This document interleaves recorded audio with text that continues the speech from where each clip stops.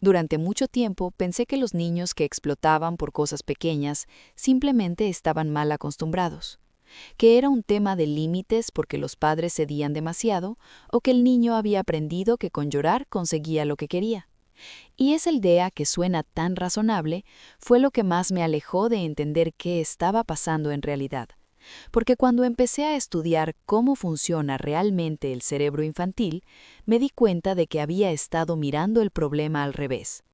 Hoy te cuento lo que encontré. ¿Por qué tu hijo parece enojarse por todo? ¿Qué está pasando dentro de él cuando explota? ¿Y qué puedes hacer de forma concreta para que esos momentos sean menos intensos? Y si este canal te ayuda a ver a tu hijo de otra manera, suscríbete. Cada semana hay un video nuevo sobre el comportamiento infantil explicada en palabras simples. Entonces, ¿qué fue lo primero que entendí mal? Algo que probablemente tú también estás pensando ahora mismo. Cuando un niño explota porque le diste el vaso equivocado, porque llegaste 2 minutos tarde, o porque partiste la galleta a la mitad y él quería entera, la conclusión más natural es: este niño está actuando, está manipulando. Aprendió que, si hace escándalo, consigue lo que quiere. Parece lógico, pero los estudios sugieren que en la mayoría de los casos eso no es lo que está pasando. Y el problema de creer que nos manipulan nos lleva a responder de una manera que no funciona y nos hace sentir frustrados con un niño que en el fondo simplemente no puede hacer otra cosa. Quédate con esto. Si empiezas desde una idea equivocada, todo lo que hagas después va a ir en la dirección equivocada. Necesito que te hagas esta pregunta. ¿Cuándo fue la última vez que tú mismo explotaste por algo pequeño? ¿El tráfico? ¿Una reunión que salió mal? ¿Alguien que te interrumpió justo cuando más cansado estabas? Piénsalo un momento, porque lo que te voy a decir ahora tiene que ver con eso. El cerebro de tu hijo y el tuyo están haciendo exactamente lo mismo. La diferencia es que tu cerebro lleva años aprendiendo a controlarlo. El de tu hijo todavía está construyendo esa capacidad. Y aquí viene algo que la mayoría de los padres no sabe. Esa parte del cerebro que nos ayuda a regular las emociones, a hacer una pausa antes de reaccionar, a evaluar si algo realmente vale la pena, no termina de desarrollarse hasta los 25 años. En palabras simples, tu hijo no se enoja porque quiere, se enoja porque su cerebro todavía no puede hacer otra cosa. Pero entonces, ¿por qué algunos días parece que todo lo descontrola y otros días está perfectamente bien? Eso es lo que no encaja, ¿verdad? Y es justo ahí donde muchos padres vuelven a la misma conclusión. Es que cuando quiere puede, así que el problema es que no quiere. Pero aquí viene lo inesperado. Otros estudios sugieren que la mayoría de los episodios de enojo intenso en niños no son elegidos, mucho menos son una estrategia. Son la señal de que el niño ya llegó al límite de lo que puede manejar en ese momento. Y ese límite cambia todos los días, dependiendo de cuánto durmió, si comió bien, qué tan agitado estuvo en el colegio, si tuvo un conflicto con un amigo o si hay algo que le preocupa y no sabe cómo decirlo. Quédate con esta idea. El enojo de tu hijo casi siempre tiene una razón. El problema es que esa razón rara vez es el mismo. Imagina que llevas una mochila invisible todo el día.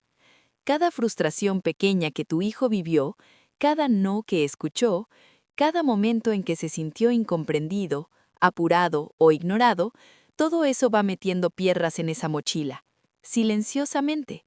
Y muchas veces, cuando tú llegas al final del día y le das el vaso de color equivocado, lo que pasa es que eso fue la última gota. No fue el vaso, fue todo lo anterior que se fue acumulando. El enojo es el capítulo final, la historia empezó mucho antes. Los estudios en psicología del desarrollo muestran que los niños tienen una capacidad de autorregulación mucho más limitada que los adultos, y esa capacidad se agota, como una batería. Cuando está llena, el niño puede manejar contratiempos con relativa calma. Cuando está descargada, cualquier cosa puede detonarlo. Y esto cambia todo, porque si el problema no es el vaso, la solución tampoco está en el vaso. Ahora bien, hay algo que te quiero preguntar y que probablemente nunca te has preguntado de esta manera. ¿Qué estás haciendo tú justo antes de que tu hijo explote? No te lo digo para hacerte sentir culpable. Te lo digo porque muchos estudios indican que la respuesta del adulto en el momento del estallido tiene una influencia enorme si la situación escala o no. Y aquí aparece el error que casi todos cometen. Cuando un niño empieza a ponerse irritable, la respuesta más natural del adulto es precisamente la que más alimenta el comportamiento. Intentamos razonar. Decimos cosas como, pero eso no es para tanto, o ya, basta, cálmate. Y eso, aunque parece lógico, le envía al niño un mensaje que su cerebro en ese momento interpreta como, lo que sientes no importa. No es intencional, pero es lo que pasa.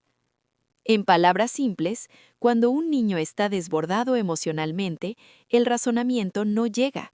Primero tiene que bajar la marea emocional, porque es ahí cuando aprende a escuchar.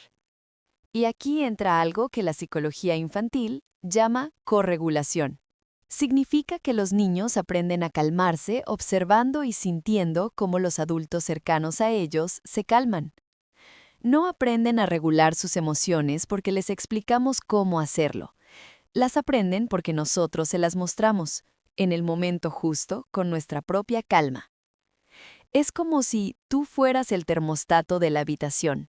Si tú subes la temperatura, el ambiente sube.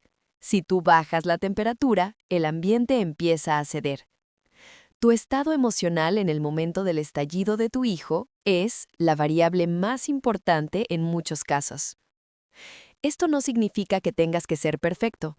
Significa que cuando logras hacer una pausa, respirar, ponerte a su nivel físicamente y decirle algo como, ya veo, estás muy enojado, estás haciendo algo que su cerebro todavía no puede hacer solo.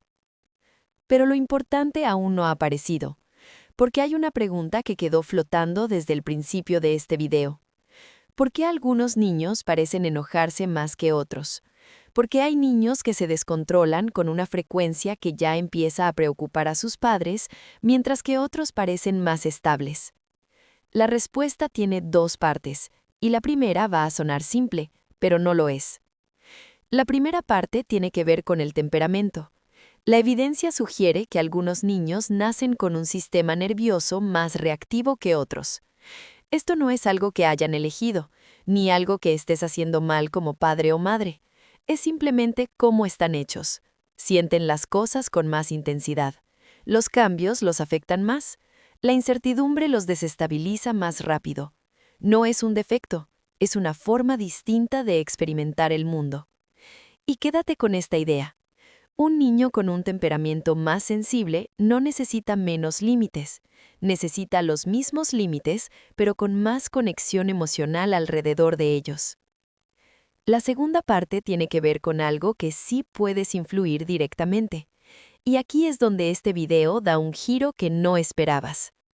La cantidad y la frecuencia de los estallidos de enojo en un niño están estrechamente relacionadas con cuánto siente que es visto y comprendido en los momentos ordinarios, no solo en las crisis, en los momentos normales.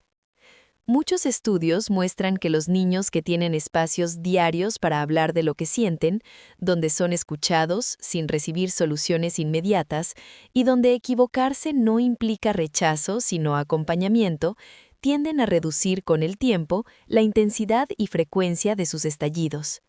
En palabras simples, los estallidos suelen ser la forma en que un niño expresa lo que no sabe decir con palabras, y cuando descubre otras formas de hacerlo, deja de necesitarlos tanto. Pero aquí viene lo inesperado, y es fundamental. Muchos padres hacen algo que tiene toda la lógica del mundo. Intentan evitar las situaciones que provocan el enojo de su hijo. Si sé que el azul lo descontrola, le doy siempre el rojo. Si sé que esperar lo altera, me anticipo siempre.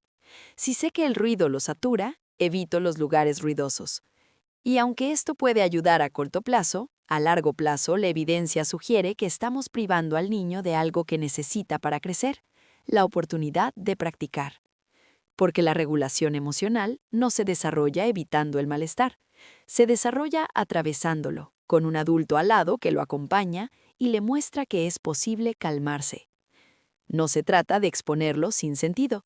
Se trata de ir poco a poco permitiendo que enfrente dosis manejables de frustración, con tu apoyo, para que su cerebro pueda construir esas conexiones que todavía le faltan.